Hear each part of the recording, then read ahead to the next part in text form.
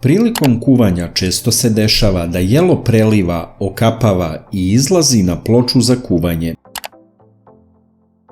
Onda sve to zagori i veoma ružno izgleda. Koristili smo kupovno sredstvo za čišćenje ploča za kuvanje, ali nismo bili zadovoljni rezultatima. Imamo alatku za čišćenje u koju se ubaci žilet. Koristimo je jer ona skida naslage nečistoće, ali ipak i posle toga ostaju fleke. Ne smeju se koristiti grubi sunđeri da ne oštete ploču. Čuli smo da neki upotrebljavaju limun i sodu bikarbonu i rešili smo da probamo i prikažemo vam da li zaista deluje. Pola limuna i soda bikarbona za čišćenje ploče za kuvanje. Potreban nam je samo limun i soda bikarbona. Gotovo uvek to imamo u kući. Isecite limun na pola. Na polovinu limuna nanesite sodu bikarbonu.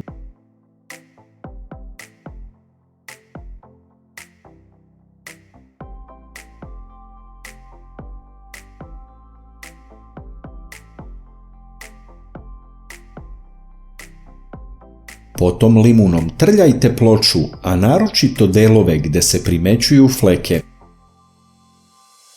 Pomalo pritiskajte limun da izlazi sok. Sok od limuna u dodiru sa sodom bikarbonom izaziva reakciju, tako da je moguće da vidite penu i mehuriće.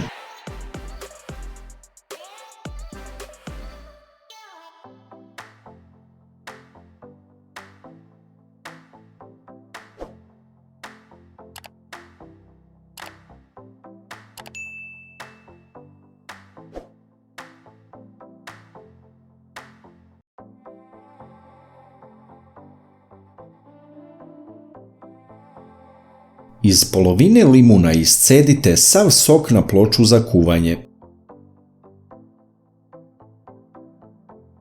Ostavite sve tako da stoji oko 20 minuta da soda bikarbona i limun odrade posao. Onda očistite ploču.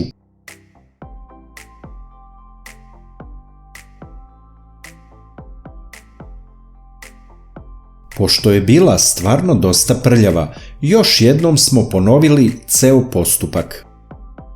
Koristili smo drugu polovinu limuna i još sode bikarbone. Ostavili smo ponovo 20 minuta da deluje. Nakon što smo prebrisali ploču, na kraju smo i posušili suvom krpom.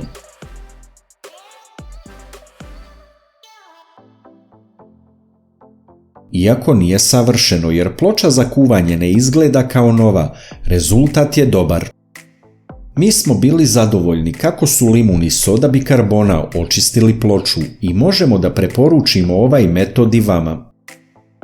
Prednost je naravno i to što se za čišćenje koriste prirodna sredstva koja nisu škodljiva.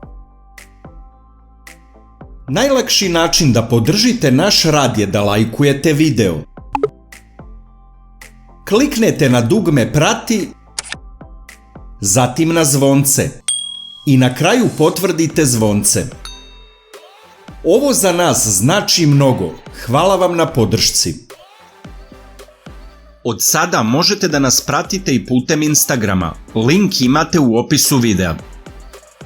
Još sadržaja na ovu temu možete pronaći na našem sajtu lekovitebiljke.com.